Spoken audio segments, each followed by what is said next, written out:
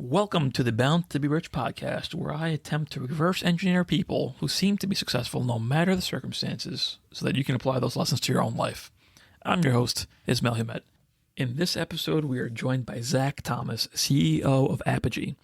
Zach owns an event company in space in Oregon. He's also had a lot of success with TikTok, where he has received millions of views. He now also consults and coaches business owners on how to leverage TikTok to grow their business. Is it worth spending time creating TikTok content? How can we leverage it to actually grow our business rather than just wasting time? Let's dive in.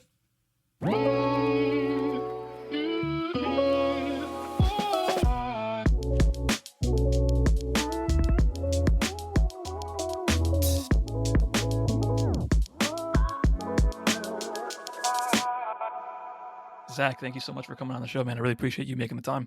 Hey, it's my pleasure. Thank you for having me. It's truly an honor to talk to you once again. So thank you so much. I appreciate it. I think we met for the first time at the Photo Booth Expo in Vegas in person, and I've been watching you over the last couple of years, and you seem to have your hands in a bunch of different things. So you've always been an interesting character to me. Appreciate that. You could have said it worse. You could have said much worse. So interesting. I'll take it. No, it's a compliment, man. You're doing a lot of things, so I'm trying to learn from people like you. So I think, I guess why don't we start at the beginning? Like, I know you had experience as a DJ, and then that kind of led into a whole event company. Do you mind sharing like how you got into DJing, and then how did that kind of turn into a much bigger thing? Sure. So I'll give you just kind of the 411 on where I started, where I came from. So in high school, I had a small band, and we weren't super serious. We played a few shows around, but it left me with a PA system. And so with that PA system, I had heard that I went into Guitar Center. Actually, I went guitar shopping, and one of the guys at Guitar Center was like, "Hey, some old man, he bought, a couple of these things. He went out DJing, and then he came back, a few months later because he was so busy and he was making a bunch of money." I was like, "Huh, okay." And so I bought a few things, and I started to try to sell myself as a DJ because I could do that. And so this was 2006, and all that I was doing at the time was running running iTunes out of a headphone jack. But so it was pretty ghetto, but it allowed me to get into the industry real quick and not have to buy everything in terms of like hauling crates and records around. So I was mobile and I was fast. But at the time I just thought it was side cash. I was going to school to be a paramedic. And then at the tail end of that, instead of taking the medic job, I actually got into medical sales. And so I learned from there. I was doing orthopedic sales. I was doing a lot of the service side of it too. And so we had a surgical side, but my job was really to work with the patients in the rehab side. So after they had surgery, they'd usually come see me to get fitted for their post-operative equipment or their knee brace. Or we did for Oregon State University. And if you watch college football, the knee braces that the linemen wear, we did those custom braces. And so it was my job to lead our sales team and to go into these doctors' offices and learn how to sell. So that's what I did. And so during that time, the event side and the DJ business, I did a couple of things here and there, but I wasn't real serious until I got fired from that job. And then a couple months later, I found out that I was going to be a dad. And so I was like, oh, well, I guess I need to, get my butt in gear and start making some money. So, this was 2011. And as time went on, in 2012, added another DJ, added a photo booth. 2016, we'd had a couple of photo booths, a couple more DJs. We added photo video. We opened our first small office where people kind of come, have consults, check out the photo booths, see a little bit of the photography and the video that we were starting to do. And then we just kind of kept rolling from there. We had great years in 2018, 2019. They were nearly 20% growth years. And I had always kind of envisioned a space where we could have just an all-inclusive shop where couples could come in and they could literally shop everything for their wedding in terms of the DJs, the photographers, their catering, the venue itself. And so at the end of 2019, we found a huge warehouse, has a huge covered patio outside. I was like, haha. Well, in my town, there's logistically, there's no, there's some unique geography around our place. Is that the city of Salem, Oregon sits right between Portland and Eugene. Salem's the third largest city, right between those two, and they're each an hour apart down the freeway. But there's no event centers there. And so my plan going into this place at the end of 19 was that, oh yeah, I can have 350 people back here for a party, and there's nowhere else like it. It's indoor and outdoor, and we'll kind of work into it and start to build into the all-inclusive model. So we joined a partnership with a florist who, she's great. She has been 3 times finalist for best florist in the state for weddings, which is awesome. So she joined up with us, and we opened the flower shop down there. And the March 6th, we did a big hoorah. March 6th, 2020, we did a big hoorah for the Salem Chamber of Commerce about what our plans were. And we had planned at the time too to integrate a podcast studio inside that and so that was one of our big things too, is because we wanted to use that studio to help sell our wedding services. And then once COVID hit, 5 days later, we found ourselves really kind of scratching our heads for plans. Once the guest lists all went down to 10 and 6 and nothing at all, and it was kind of an odd time. So we ran and hid, kind of did our thing. And what ultimately, not to talk about the forbidden year, it kind of left us in a position of, well, we don't really have any events now to book, so what else can we do? And so just taking, stepping backwards and zooming out and out and out, what do we have? We have a building. Okay, what's in the building? There's this room, there's that part, there's that part. We have cameras, we have microphones, we have people, and just started patching things together. So we were able to integrate a few other service sides, like hair and makeup was something that was needed in our area. So we pulled in a couple hair and makeup girls. And the venue itself, we just got to work just making it what it needed to be. In Portland, there's a lot of these urban industrial warehouse type venues, and there's not really much outside of it. And that's kind of our venue. We do a lot of rustic things too out in the country. So we started to build the outside of a barn inside of the place. And now one of the newer things that started to come down the pipeline is films and photo studios. So over the summer, when we were creating content for the wedding sides, doing staged photo shoots, we started to get a few questions about, would you guys rent this out for other photographers? And well, certainly not opposed to anything. So that's what we did. And we just opened up Monday through Friday for photographers to come in and do DIY photography, bring in their own models and clients at an hourly rate. We're trying to save the weekends for some of the birthday parties, birthday parties, bridal showers, baby showers, any small niche right now that's about 25 to 35 people. There really hasn't been a lot of good options, at least in our area, for people to gather and do that. And so us having the ability to be indoor and outdoor and have that option right now is really starting to save our butts, because first, people for their events, they look at the venue, and then they're able to see everything else that we do. And then we're able to up our tickets, because we don't just offer, the studio as an event space, but we're able to tack in all of the services behind it too, and the flowers.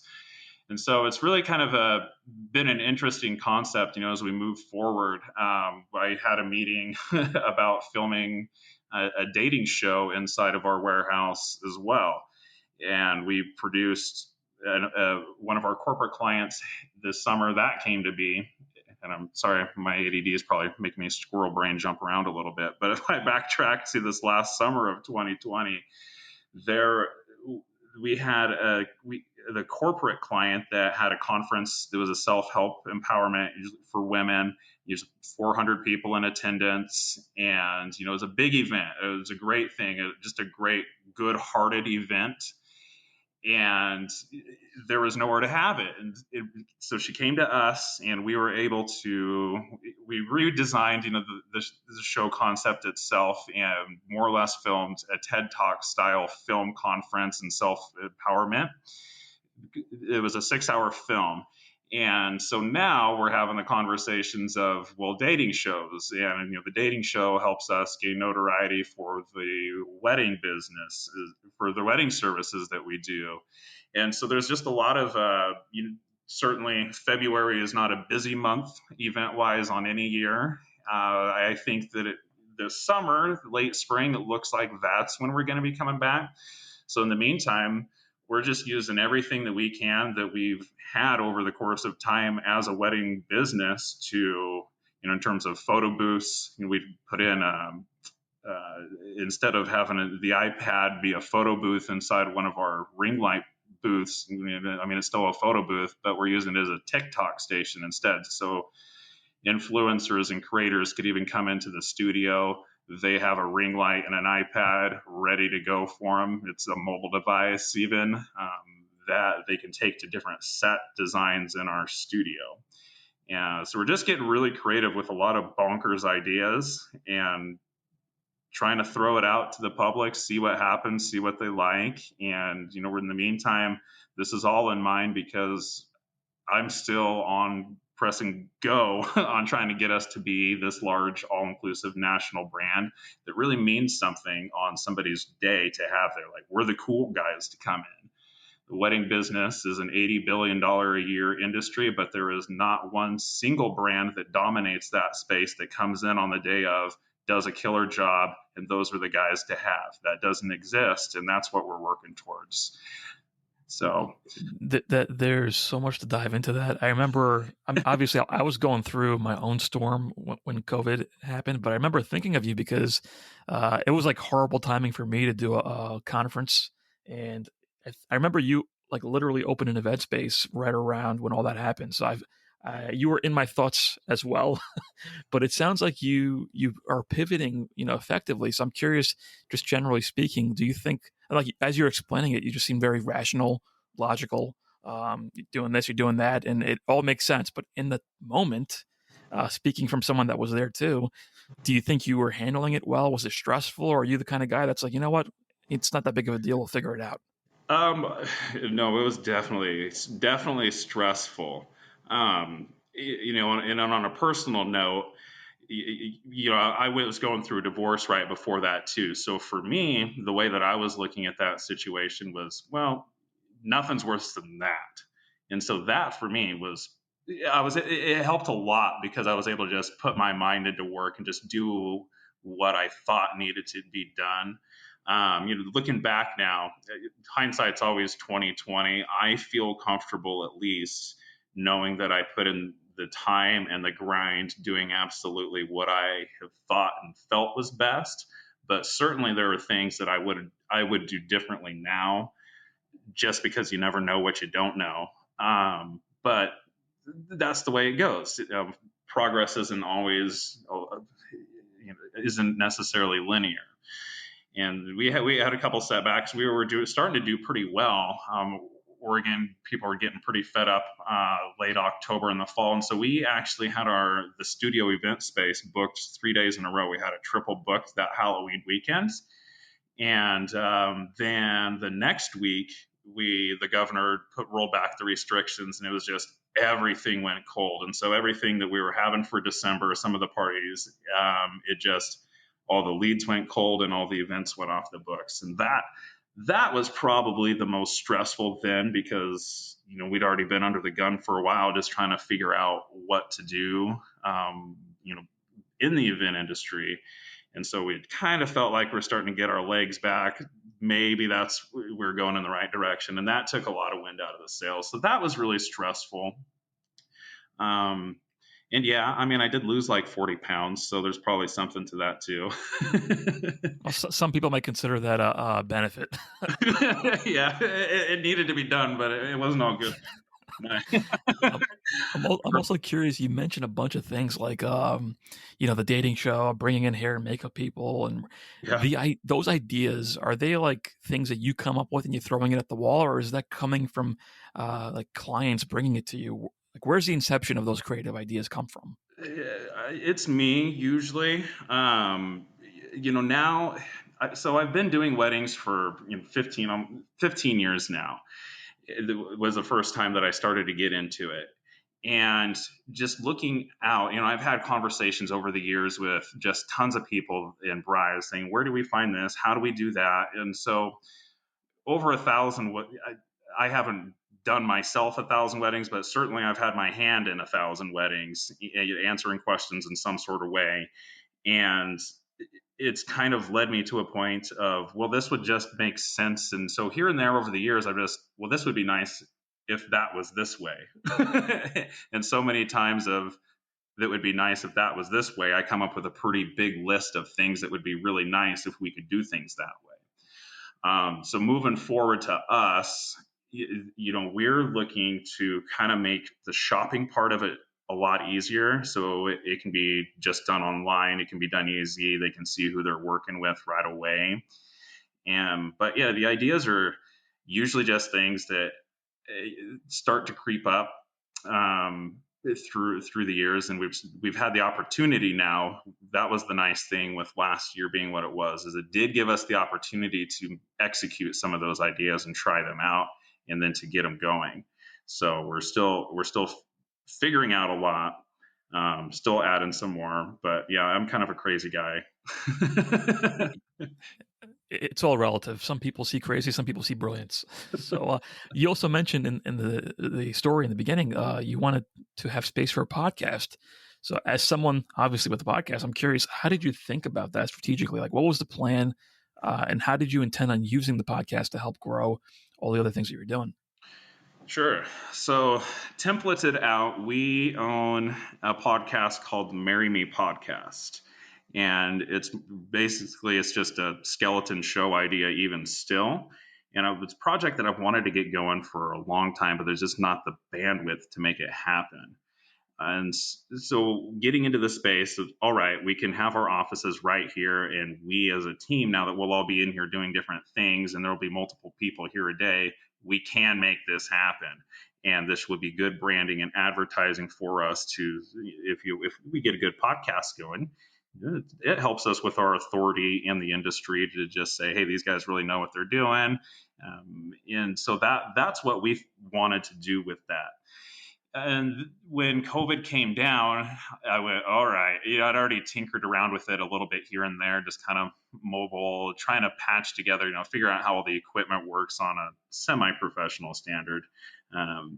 Sorry, today my audio isn't better. I'm working from home. But then March last year, I got into just really patching it all together and making it work, figuring out how to get onto Spotify, Apple Music, Google Play, and all the other little outlets, where and how to get the advertising, starting to track the analytics, just taking a deeper dive into everything as a whole and understanding.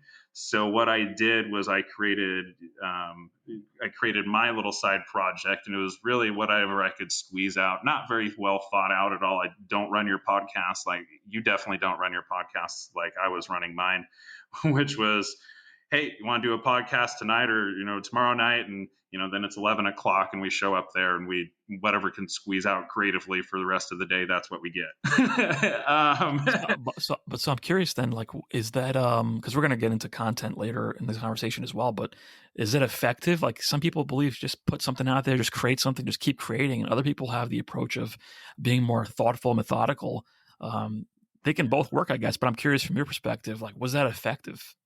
Yes. I have since pressed pause because it's not the direction that I want to go, but yes, it is effective. Creating massive amount of content and just doing it is, probably more than 50% of the battle. But there are things that were left for me that I want to sharpen out within it. I want to do, I can get I need to level up inside the professionalism realm is what I felt with that. So my first season, extremely sloppy. My plan was to do it that way on purpose so I could say all the bad words I wanted to and look like a moron and get that out of the way so that I could then have the authority to, hey, cat's out of the bag that Zach says bad words and has strong opinions on some things. But it would allow me the opportunity to like, okay, now here's season 2 of a more professionalized version that I think is going to be real powerful once I start cranking that out. So I've gone back to the work. I pressed pause on the podcast after I did a huge dump and run on it just because I needed to focus on other areas of our business. So now the kind of we're circling back to the podcast needs to start becoming more of a thing.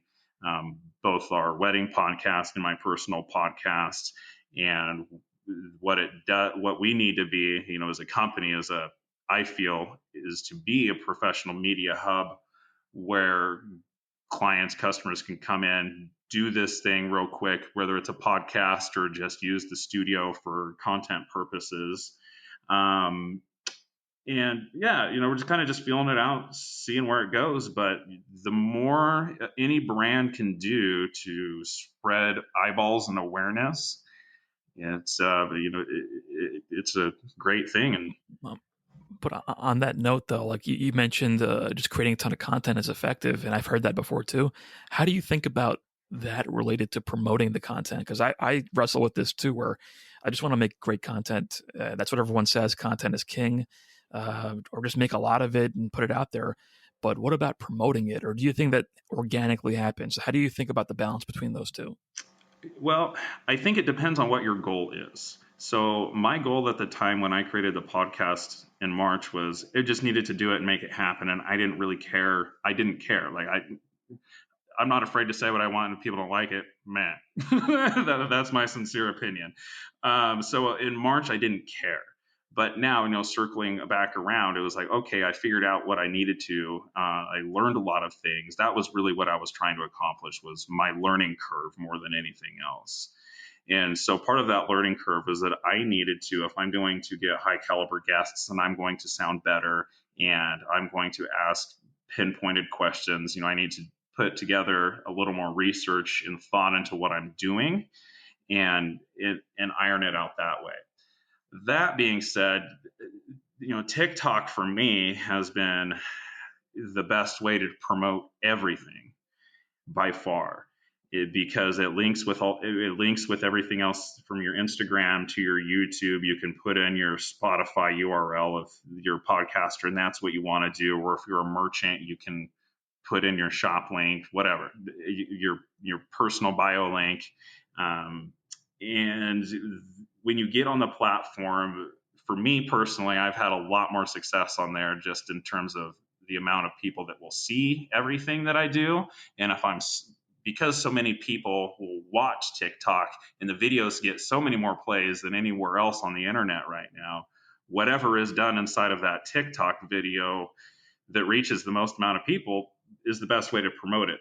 And so I'll take shots of me being in the podcast studio. I'll put that up there. I'll leave subliminal target. I'll wear my t-shirt just in some of the videos that have my company name. And then I take different shots within my studio. And like none of these things this is more or less like a big paid, Zach, the Apogee Man on TikTok. If you want to follow me, you can, I'm at Apogee Man. But if you watch that TikTok carefully, what's really going on there is a company named Apogee that is highly sponsoring this guy. And that's not necessarily intentional. And it's my company, so I don't get paid anything. but subliminally, everybody seems to kind of be putting together what I actually do and what the business is. And so I've created myself, now that I guess I've earned the title as an influencer on the platform, I am starting to educate 135,000 people about what my business actually does and some little niche things and quirks and behind the scenes behind the scenes operational types of events. And conveniently, 80% of my following is between 18 and 25-year-old female right now that is going to be getting married in the next few years. So I'm glad you segue the conversation to this, because this is something I really wanted to selfishly learn from you, and I think people listening will benefit from, is that you seem to be utilizing TikTok in a very effective way. And I think I see you also coaching businesses on this as well, and how they can leverage TikTok to get leads, to grow their business, to do branding. And I would look at your profile. You've got hundreds of thousands of followers. You've got over like 1 million or 2 million total views, I think you just mentioned before we got on. So you're doing it well, right? So I guess generally speaking, and you mentioned that you get way more engagement on TikTok. And from what I've heard, the algorithm is different. So like even people without a following have a shot at getting a lot of views. If it's their first piece of content, it doesn't really matter. There's no like on Instagram, you have to be big first to get a lot of people to view your stuff. And even then, they don't show it to everybody. So I'm curious at a high level, before we dive in more, from all your experience on it and coaching businesses to use it properly, why do you think TikTok is such a powerful tool for businesses? Because your organic content that you post on the channel will go farther to more people than it will anywhere else. And the other platforms are dying from participation. Instagram, one of the things that actually went around on TikTok a few weeks ago was one of the trends was, what's your favorite social media app that you think that's going to be gone in the next 3 years? And clear and away, Instagram was the number one choice. And the reasoning for that was because they keep changing the algorithm. And like you said, the influencers have that space locked down. And then outside of that, the paid advertisements on the platform have all of the organic reach on lockdown, because they're going to prioritize, and Facebook does the same thing. It's not any different, but the paid advertisers have locked down all of the organic reach. And TikTok doesn't work that way. TikTok, it'll give you an advertisement on your For You page as soon as you open the app. Outside of that, it does not yet anyhow. It probably will eventually. So the branding opportunity, it just becomes different. So what TikTok says is, don't make ads, make TikToks. And this is a very, very good philosophy to follow, no matter what you're posting, because what sells on TikTok is what's entertaining and what people like. It really is as simple as that. And so what happens is, they do change the algorithm and they'll tweak some things here and there. But what it ultimately comes down to, and this is within the algorithm, is that if a creator, you'll see some of these accounts where they get 25, 30,000 followers and they get locked there. And they feel like, well, I got shadow banned. Nah, probably not, but maybe that is a real thing. But what more than likely happened, if you didn't actually do anything bad with guideline strikes, is that the algorithm is testing you as a creator of whether or not you're worthy enough to keep going, and can you engage people beyond the audience that you have now created. And this is where I found myself in a couple places. So I run 3 channels. I have the Apogee Man, which is like 105K, and then I have which is where I'm known for more psychology. That is actually where I came through. Was my first viral video was for attachment theory and psychology and how people relate. And this is kind of a sale. It helps me in sales, but it helps in relationships, that sort of thing. So I threw this video out there, and bam, overnight I got 25,000 followers basically. So why was that so effective? That was one of my questions too. I saw that video. It got over 1 million views. Why did that one click so well? And I think there's a strategic element here where you're trying to target younger females, right? And that's your target market. It maybe resonated more with them, which benefits you. But like generally speaking, I look at these clips on people's profiles and I can't tell how come that one went viral and the other one didn't. So how do you think about that? Yeah, and that's sometimes where there is a good part of I don't know.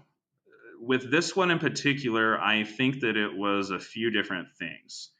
So everybody this was May, April, somewhere around there last year. everybody had just kind of been stuck in their house for about a month. TikTok was getting a lot of downloads. There, it's an interesting concept for one. Like it is a good TikTok. I mean, I did do a good job with it, but I used a lot of the features. There were a lot of psychology tips in that video.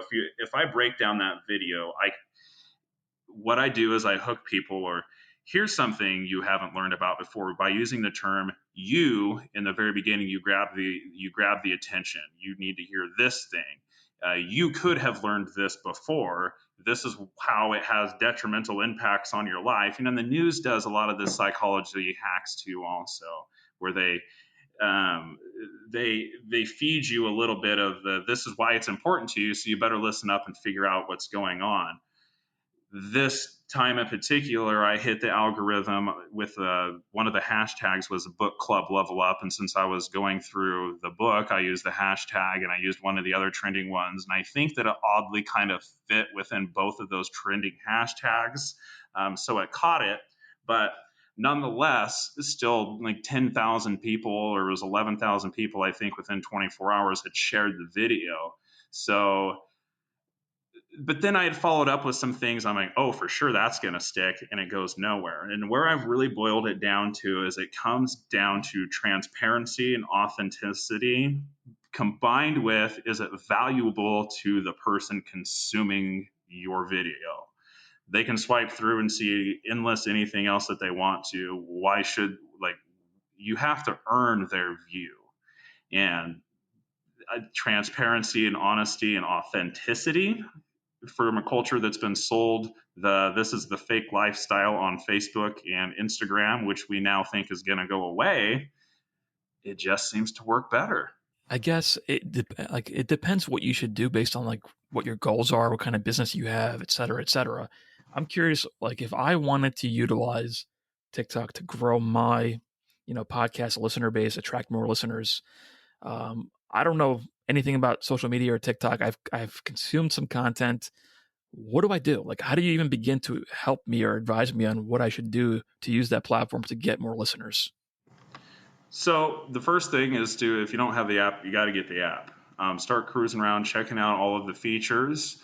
Look for people on there that you think might be like you in your niche. So one of the things that I would teach in my business class, if this was to be one of those, was I would say, how do you find your niche? And to find your niche, it can be very difficult. But what works for me, and I just started to apply this, I was having the exact same struggle, because for me personally, to talk about anything that I feel like talking about and making a TikTok about that, I'm good with that all day, and I can do 10 of those a day. That's not a problem. I was having problems, though, for me personally on the business account, where I didn't know what to post. And so I was taking some of our wedding films. I'd post that. I'd try to post a lot of the stuff from, when we had packed dance floors, and and keep going on that. And then I think, oddly enough, last week I finally stumbled into what works for me on our business account. And it came down to a video where I said something to the effect of, if you're planning to have an open bar at your wedding, plan on 3 drinks per person and 3 pounds of ice per person. And that was it. And I sent it out to the world. And then that overnight, that was another one. It had 500,000 views, and we got 1,000 followers overnight from it on the business account. And I went, aha. So the algorithm seems to, at the moment anyhow, and I think this is what's happening, is they're starting to prefer shorter clipped videos. And where I had a good success doing the longer videos, that helped with my watch time, the short videos seem to be getting rewarded in the algorithm. And then I followed up with just, okay, well, here, let me do some more wedding tips. And I started to push out, I think I'm on like number 9 or something. And I put in a couple little stories, and I've put in the studio a little bit, and it's paying off. And so a lot of it comes down to, you just really need to post. Some of what your goals are, no matter what your goal is, your objective needs to be transparency and authenticity, and then use, if you can, education. People are curious creatures. We do like to learn. And no matter what your business is, like if we're trying to promote the podcast, there are a lot of clips that'll go around where, if you can record them on video, to just take the little snippets from the podcast, chop them up real quick into a quick thought, throw that out there. You link the podcast into the platform, and then people, when they come and they see your video, they're seeing that you got headphones and a microphone on, and you say something interesting. They scroll over to your profile. Oh, this is that guy's podcast. Now he keeps coming up in my For You page. You know what? I'm actually going to check that out now. And what was interesting to me was the first time that I threw out that attachment series, the attachment theory series, was within, it was over a couple weeks, but just from TikTok, I had gained 400 YouTube subscribers. And what that told me was that if they watched my video on TikTok, they scrolled over to my profile, they clicked on my YouTube, they exited out of TikTok to go into YouTube, and then followed me, that person is a die-hard follower. And with TikTok's ability to gain you so many more organic views, I have 20,000 videos regularly. My channel normally would get, on a good week, I'll get 1 million plays per week. My best month is about 2 million, which is actually this month. But it's not irregular for me to have 20,000 videos, or you get 20,000 views a day across my videos. And so that will never, ever, ever happen on any of the other platforms, including YouTube. But you can gain the influence on those platforms by using TikTok effectively, and that's why it's a powerful tool. So even for brands that are crushing it maybe on Instagram right now, great. What else is behind there? Probably somebody was killing it on MySpace back in the day too, and eventually it's all going to go away. And like Gary Vee says, what's the next thing? Is it Clubhouse? Is it Twitter, or whatever Twitter's little integration is that might seem to make Clubhouse a feature? I don't really know, but there's always the next thing, no matter what. And we just need to be mindful of that, as business owners, or whether somebody's goal is an influencer, to make sure that we're not just putting our eggs in one basket that can be cut out, but to use everything as a whole, as a tool in the bag. And if we can strengthen the other tools like YouTube and your Instagram platform by even reposting your Instagram reels, maybe, do that. By the way, speaking on Instagram reels, what I'm seeing right now is I don't really understand the purpose of posting anything other than a reel. I don't know if anyone's having that same sort of thing, but that's where the organic content on Instagram seems to go right now, is the reels and nowhere else. I just told my girlfriend that same thing, and then the next day I posted a reel on Instagram and it got like 6,200 views. I'm like, I'll never get that with anything else. So you also posted something recently, I think, where you compared TikTok and Instagram, and even though you're saying on Instagram the reels are where you get more engagement, it doesn't seem to compare at all to what you're getting on TikTok. No, it's not even close. Not even close. Like I said, a video for me, or even a new influence or a new user, it doesn't matter. One person can become an influencer overnight on the platform just by posting something that's really interesting. For example, there was a guy here's two guys. One guy, he was in the hospital. He's like, hey, I am 45 years old. I've, always worked hard. I've just focused in that, trying to make sure that I had everything lined up, and trying to make sure that my family had enough money. And now, but he's clearly in a hospital bed with oxygen around his nose. He's like, hey, I just found out that I just had a heart attack, and I'm lucky to be alive right now. And explains why you just need to be present. And the video like that, almost, within a few hours, will get millions of views. And then that guy gains a large following. TikTok rewards videos that are interesting. It's as simple as that. It likes lighthearted stuff. It doesn't. They probably censor things harder than maybe Instagram or Facebook, I would say.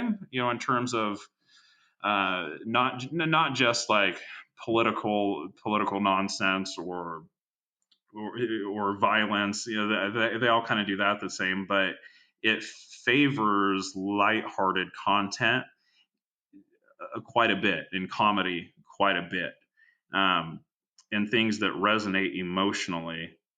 It favors that heavily. It's very interesting.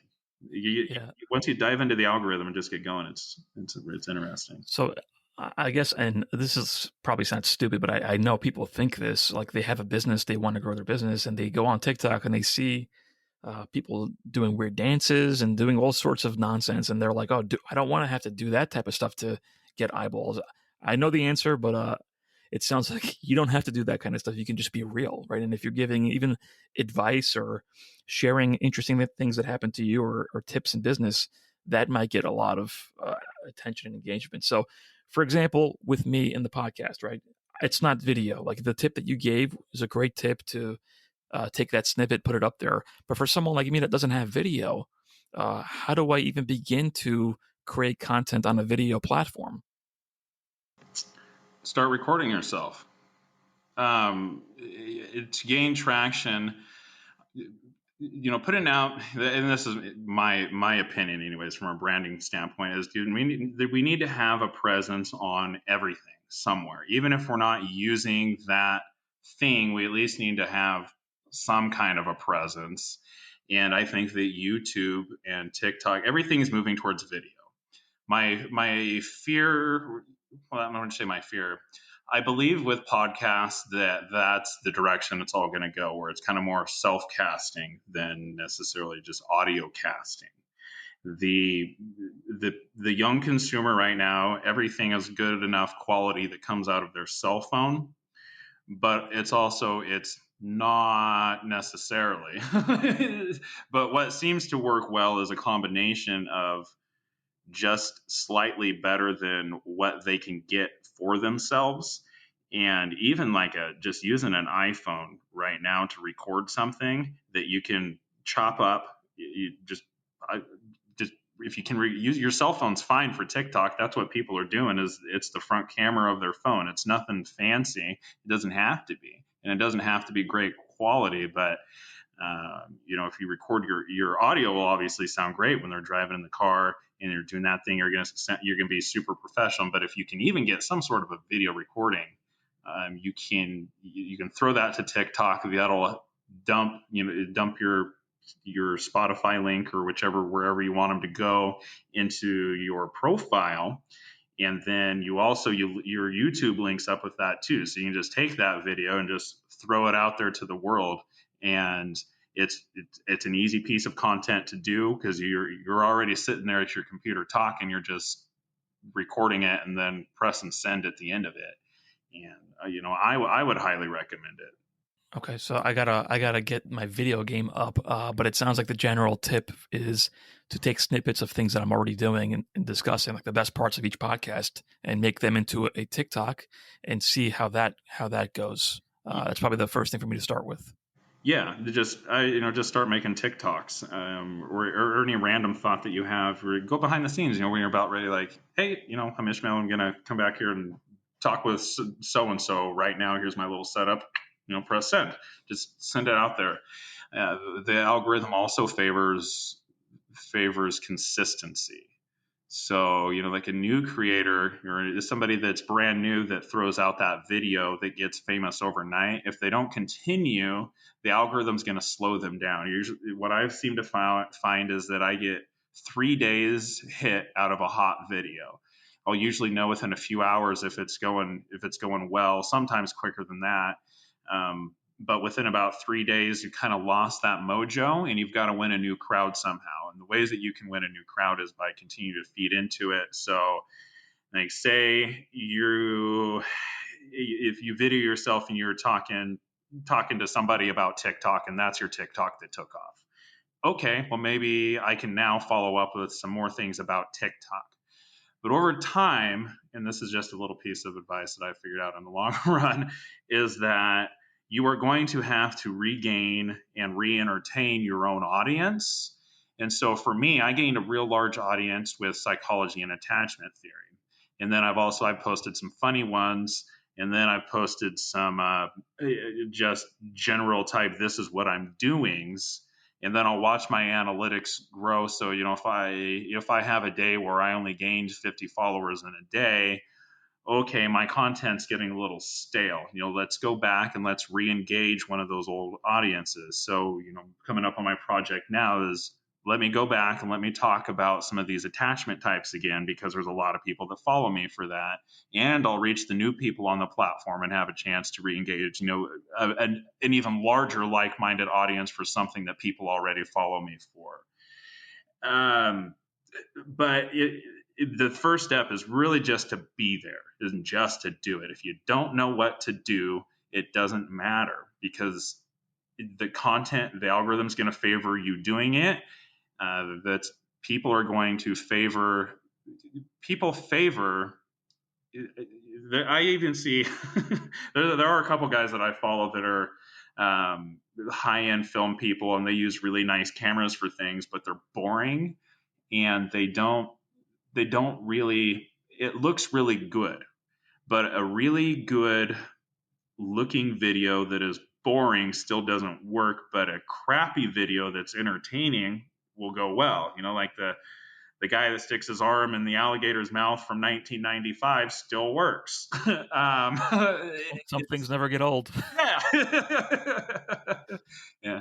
I always feel guilty for rooting for the animal, but I guess another common question that people have, and you seem to have wrestled with this too, because you say you have multiple accounts. Let's use me as an example. Does it make more sense to create an account for the podcast, like the business, at Bound to Be Rich, or should I focus on my own personal account and growing that? That's a hard question without maybe exploring some of the purpose in each. And I say the purpose and not the reason, because your purpose is what your long term is, and the long term is from the podcast is, well, you want to do it because you like it and you want to make money at it too. But at least I'm assuming. And to do that, they're going to have to like you no matter what. So it doesn't really matter. And so where I've found myself is, I believe that you should probably do both, but maybe not. And I can't straightforward answer that question. The reason why is because if I look at myself and I go, okay, I've got a good following, that helps me for the business if I have a good following, even though there's not just me. You yourself, you're selling you, it would probably be easier and be a good first step to do yourself.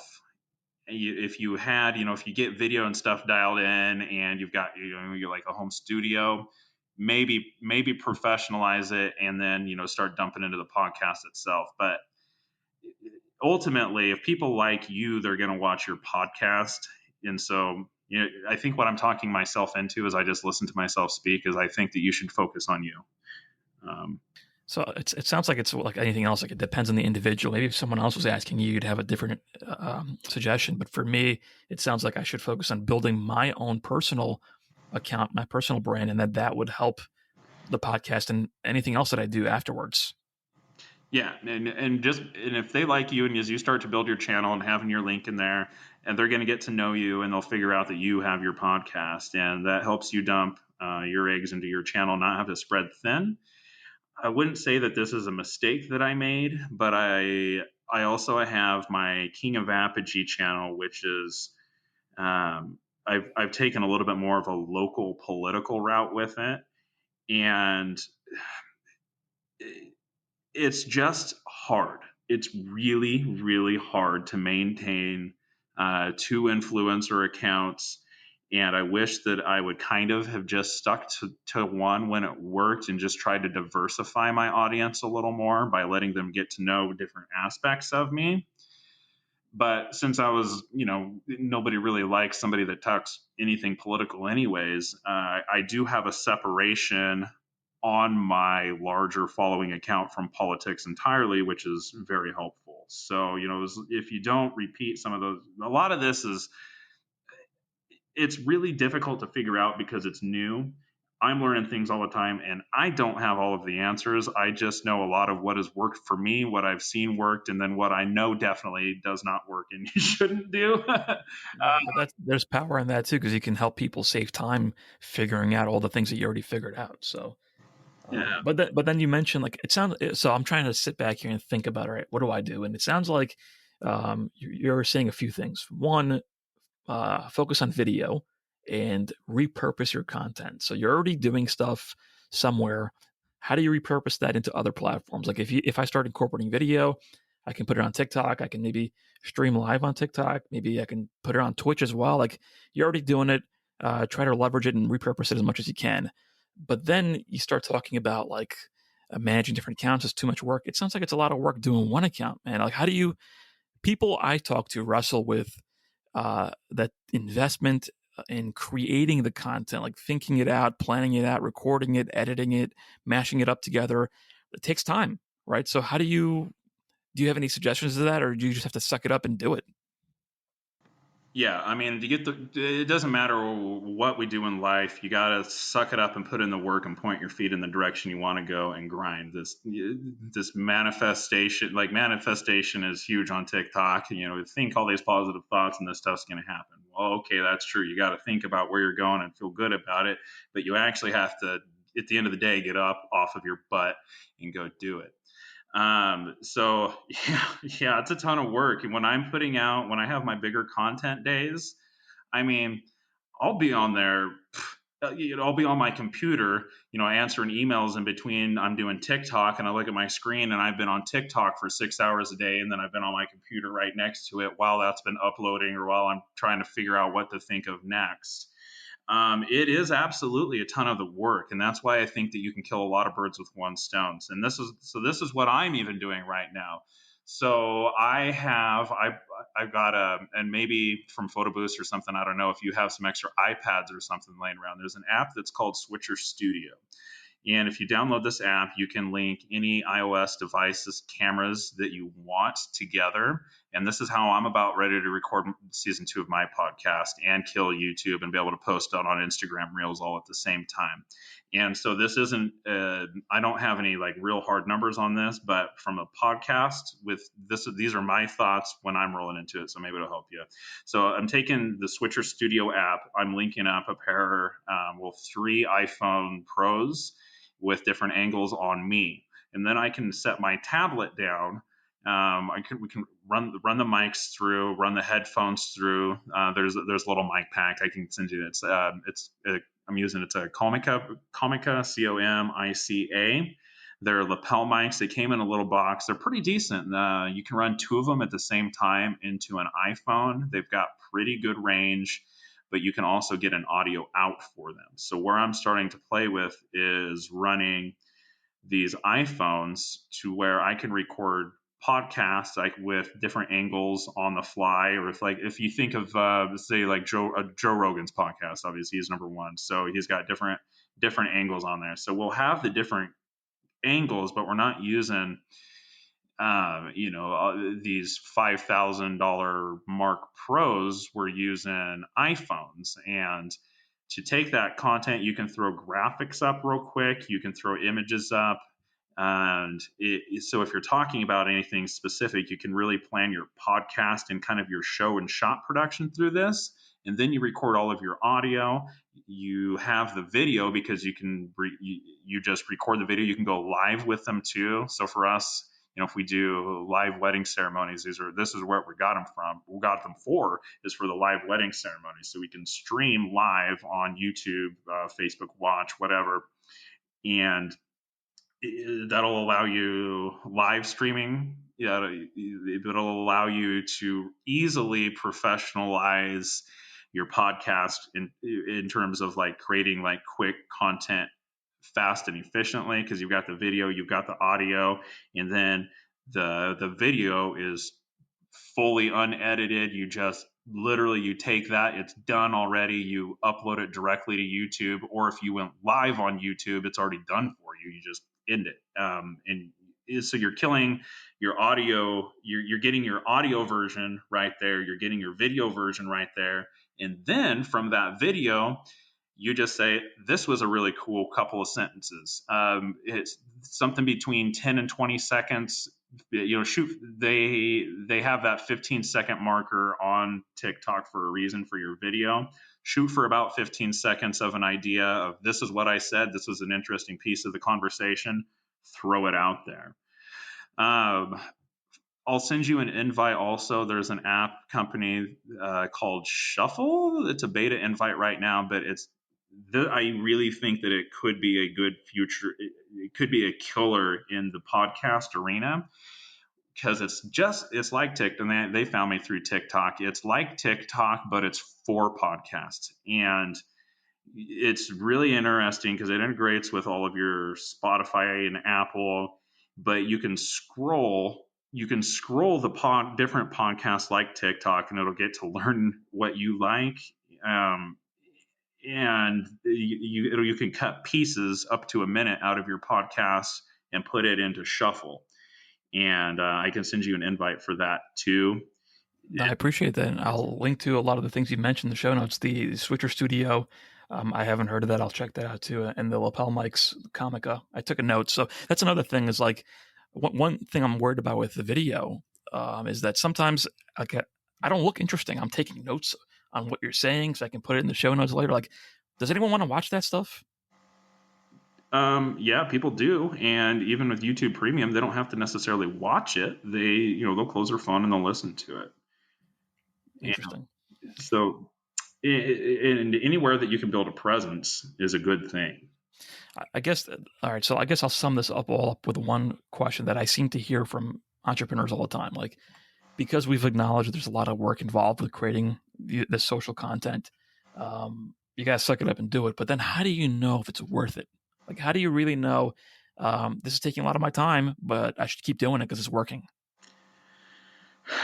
Yeah, well, you don't always. And that's kind of the gamble, I guess, as entrepreneurs. I've lived my life a long time knowing that the reward is usually a long ways away at the end of the journey. But if I look back, I missed out on Instagram big time. I missed out on YouTube big time. I remember in 2008 telling this girl that I was like, you know what, I should start a YouTube channel and just start talking about things that annoy me.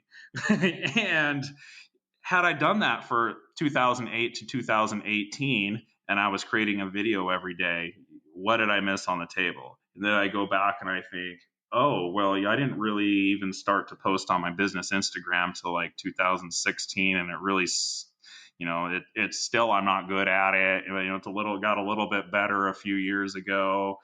But if I was smart enough in 2010 to go, Instagram's a little more than taking pictures of your food. Twitter's a little more than just spouting off some nonsense, and YouTube's more than, YouTube has some real potential and actual broadcast and getting inside home televisions. Had I known that, I would have put a lot of eggs into that basket. I don't know that TikTok's going to be that, but I really feel like it's there. It has a worldwide viewer base. You can go, it has the broadcast aspect to it. It's still growing immensely. The engagement on the other apps is down. Facebook's kind of turned into a marketplace / if you want to go to your annoying family's picnic, the side of the family that you don't really want to see, but you kind of have to. And Instagram's the unobtainable, the uncrackable. So I've thought the same thing that you kind of just said, is that, hey, I missed the boat on this thing, that thing. And then I'm like, oh, the TikTok's happening. Maybe I should not miss the boat here. Is it too late? No, it's never too late. And it's not even too late on those other platforms, really. I don't know who's crushing it on Facebook right now by posting status updates, but it's probably never too late to crush it on there. there is just more opportunity on TikTok because it's a global app. There's more people that use it than anything, and there are not enough creators right now to meet that demand. But that is filling up, and I guess this kind of goes through what I said a little bit ago about how a year ago, a minute long video had a better chance of going to the For You page than did a 15-second video. That's not the case anymore. So I've had to adjust my own strategy of, you gotta watch it, and you gotta look at your own channel and go, yeah, that one only got, I only got 3,000 plays on that, and I put an hour into that video. Like, what did I do wrong? It's a good learning curve. So it's not too late, because you can, you draw from your failures and what didn't work and go, all right, what works now? And over time, to Gary Vee's, what he said in his book, I read his book, or I listened to it anyways, early 2019. I think it was the second one, Still Crushing It. And in the book, he called it Musically. And what he said was, I'm not saying Musically is going to be a big thing. I don't know, but but it could be the next big one. And it got the wheels spinning in my head about what I could do as a DJ, and I didn't really make good on it for another year. If I, in late 2018, I knew what it was in late 2018, had recognized it for what it was, as did my friend Jake Colvin, who is also he has second shot weddings for us before. He lives on the Oregon coast now because he has 8 million followers, and he goes out on the beach and picks up these little shrimp and jellyfish and pulls the parasites out of the crabs and throws them back into the ocean, and that's what he does now, because he got on the platform earlier, and he is, you think I'm doing good with, I guess, 135 combined 1,000 followers. I mean, this guy, I looked at his page a few days ago, and he had 8.1 million, and it's the followership that you gain exponentially as you crack into some of these barriers follows. As you crack into some of these tiers, it'll speed up and it'll slow down. But once if you can get that blue verified mark on the platform, any platform, that gives you immediate authority, and you will get the watch time merely by having that. And so what I'm taking that from my personal, this is my strategy as of now, and this is never never above reproach, is on my personal channel, I'm going to continue to provide shorter clips and just say whatever I want, and I'm going to re-engage my audience using some of the sales psychology and things that I know and things that people like, but also the things that I'm interested in, so that I don't narrow myself into one single niche as a human being. I don't like that. From a business standpoint, narrowing yourself down into a niche isn't a bad thing at all. And so on the business account, my strategy is to continue to provide educational content that's easy, inspirational material and also engaging with the news and updates and trends. It doesn't have to be a masterpiece of my production. So Instagram is the masterpiece of your production. TikTok's anything that you can squeeze in between 3 and 59 seconds. So just there is an unlimited possibility of what we could do there. So, but keeping it short, keeping it authentic, and keeping it valuable, and keeping it consistent will pay off. Definitely, it is absolutely not too late. But it is harder to get on the For You page now, I feel like, than it was 6 months or a year ago. So and it'll probably only get harder. Yeah. Yeah. So before I get into the last two questions I wrap up every episode with, I'm just curious to hear, because we were just kind of riffing on, is it too late to get on a platform, leveraging new platforms? What do you think about Clubhouse? Because you've got a podcast too. It seems to be audio centric. So my thinking is like, hey, maybe I should devote some time there, because people are already consuming audio there. Maybe it's easier to carry them over. But the one thing that I don't like, and I'm curious to hear what you think, is that it doesn't seem to like the content dies there. It's not recorded yet. It's live only. So you spend all this time engaging in the platform, having interesting conversations, but you can't replay it or repost it or whatever on a podcast. Like podcasts, you can listen to whenever you want, over and over again. On Clubhouse, it's just live, and then that's it. So I'm curious, have you played with it? How do you think about that too as a podcast person yourself?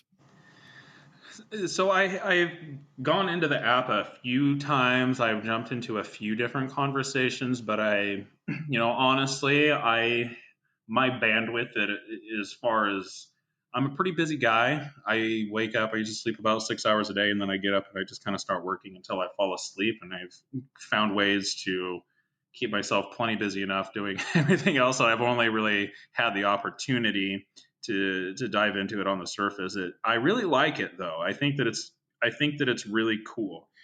That to me seems like a feature that they will probably get as time goes on because they're still beta and they're still invite only. So I think that Clubhouse is going to be a big thing at some point. But who knows? It could be. It could not be. It could fizzle away, and I think that we're for how Instagram stole Snapchat, for example. Snapchat was posting a story and go away. Okay, and Instagram's like, we can do that too. My fear is with what Twitter's doing is that, and I'm not a fan of Twitter. I have an account and I just don't even have the app. It's just a mess. And my fear is that Twitter will come along and do the same thing to Clubhouse that Instagram did to Snapchat. It won't necessarily kill it, but it kind of makes it be, well, there's already this enormous user base on there. Does it really become valuable? And Snapchat, from a business standpoint, is not valuable anymore. There was a brief moment before Instagram where it kind of became, it was more, it wasn't just for sending naughty grams anymore. But now it's kind of, that's back to what it is, in my opinion. That being said, I haven't gone on there for quite some time. It's not an app that I'm impressed with. If you want filters or whatever, you can get these through these other apps. Clubhouse, though, it does have a lot of potential, and that's where I like the live conversations, to where we get these sound bites from media or anywhere else, the news, and even sometimes podcasts. A lot of things are edited out, but with Clubhouse, it's just hashing out the idea in live, and that's the way that humans naturally communicate. We're not naturally communicated through a picture with text or a few real boiled down sentences to invoke an emotion to get a click. And that's what I really like it. I would like to spend more time on it. It's just kind of personally, it's become a bandwidth issue. And as far as Yeah, I totally relate to that, and I can't resist asking this question. But just from my comment on Clubhouse, I like it too. But because it's like a messy, natural conversations, which is how conversations go, and it's live, it just requires so much of an investment of time, and I'm not always available. I've got kids, you've got all this stuff going on.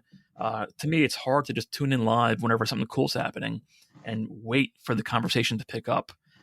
So on that note, one thing I just can't resist asking you is, I see you doing all these different things. You're creating TikToks. You've got this event business. You're a business mentor. You've got your podcast. I even saw you have like an Etsy merch store. You're a father.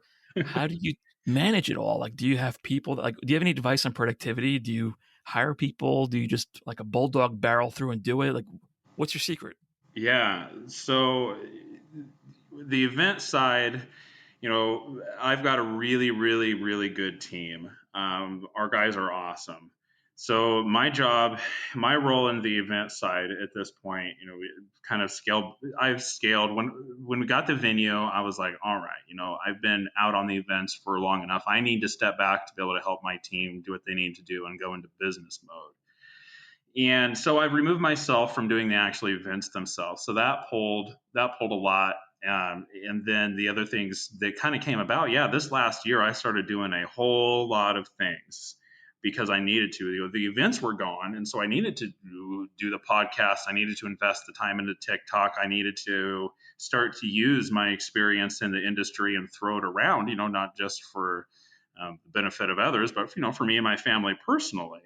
I've kind of hit a niche to where I know a lot of weird things about our industry just from doing it for 15 years. And building the teams and expanding the businesses and adding the different business pieces together, that it's an education that I couldn't have gotten doing anything else.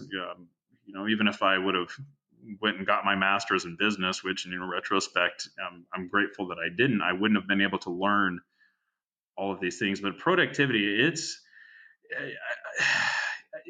my tip is to do less than I do and to slow down and enjoy the moments should you be able to.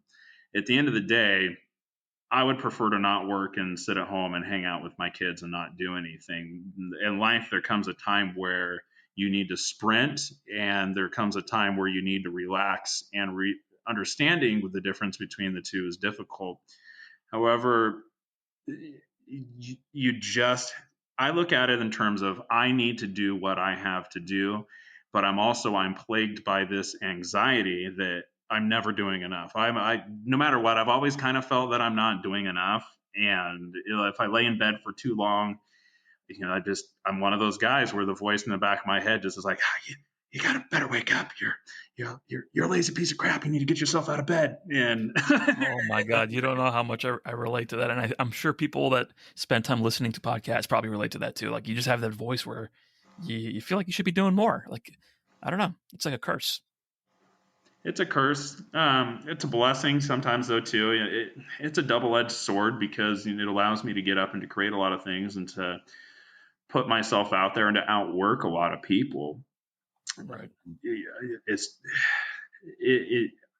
I understand that I have that drive it kind of boils down to a drive for conquest, I think is how I've labeled it.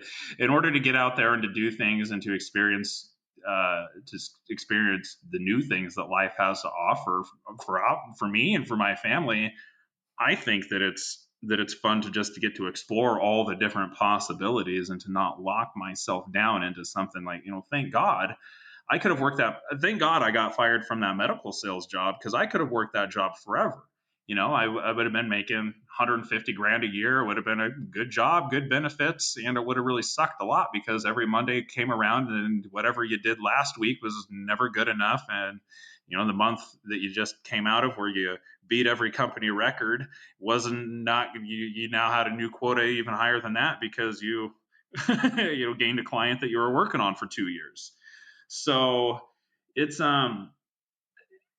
rewarding, but it's blistering painful to try to do so much. And I really don't recommend it, but I do have a really good team that helps with the event side. Having the last year be a little bit slower from just doing a lot of the events, though, it really did open up some of my personal bandwidth to explore some of these other things. And to work those late nights. I have those days now. One of the things, getting divorced opened up the opportunity for me to have those 14-hour, 16-hour days if I needed to, just to get what I needed to done.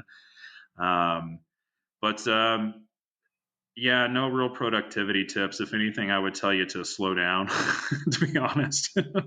Yeah, if only it was easy enough to follow that advice. I think I'll say something that my wife sent me recently, which was, I'm reading it now. If you do not pick a day to relax, your body will pick it for you. So that was her reminder for me to slow down, because eventually you'll crash, which happens periodically. But I'll wrap it up, Zach, with these two questions that I ask everybody. So if I talk to people around you, like young Zach, when you were younger, how would they describe you? Would they say that, hey, I always knew Zach would be King Apogee, he was destined for success, or would they be surprised? No, I don't. My younger self wouldn't be surprised. I would be surprised by the route that I have taken. In all sincerity, I believe that, I've certainly had a lot of mistakes. If I were to go back in time 20 years and ask my high school self, certainly I've made a lot of mistakes. My path isn't what I probably would have picked for myself. But that's, the journey of life. You learn a lot and you grow. But I do believe that my younger self would be proud of where I am and what I've done with what I've had. And that's something that's important to me. I try to live my life by a set of principles, and that, and not let myself be ruled by emotion. I do believe my younger self would probably be even more so proud of me about that part. What about we've covered so many different things in the conversation. Like people think when they hear the word rich or bound to be rich, it's just about money, right? And obviously we all know that's not the case. So what is a rich life to you? A rich life to me is going out, doing what I want to do that brings me joy. So I believe that everybody's one of the things I didn't even tell you. Oh God, another thing that you don't talk about being busy is writing a book. Oh wow, that might be a whole show in itself. Yeah. I'll be able to use it for the studio though. Yeah, a lot of people do consume audiobooks, but living by a set of principles to me is, now I forgot what was the question again. What is a rich life to you? The rich life, yeah. It's just being able to go out and do what I want, what I like and I enjoy, and ascribe my purpose. One of the things I put in my book, this is where I was going with it, is everybody needs to ascribe for themselves a life purpose. And I believe, and I think that others believe, if you really boil it down, our purpose in life comes in service to others. When we serve others, it brings us joy. And when people like us through doing that, it brings us value. And when we're valued as a human being, that brings us happiness. And that's where I believe that the real richness in life comes from, being able to spend it with the ones that you love and in peace with the relationships and others around us. Yeah, I think I agree with that. And like you were talking about why I have the podcast, obviously everyone wants to earn a living eventually, but it really boils down to what you just said, right? You want to add value to people and feel like you're contributing. So people thinking about their purpose is probably a worthwhile thing to do. I think that's a great place to leave it, Zach. Thank you so much for taking the time. Is there anything you want to hand people off to? I'll put the links to the show notes of anything that you want. Yeah, so follow me on TikTok at Apogee Man is my personal one, and that's kind of where everybody will see. I do a little bit more of the mental health things and kind of snip down and hash out. If you can follow my personal journey there, I guess. Our company is at Apogee is awesome. That is everywhere, and we are apogee.com if you want to see all the event stuff that we're doing. And kind of you can see different studio pictures, different media things that we're creating, kind of the vibe that we're going for as we go to kind of develop our whole media side of the brand to bring awareness to the wedding end.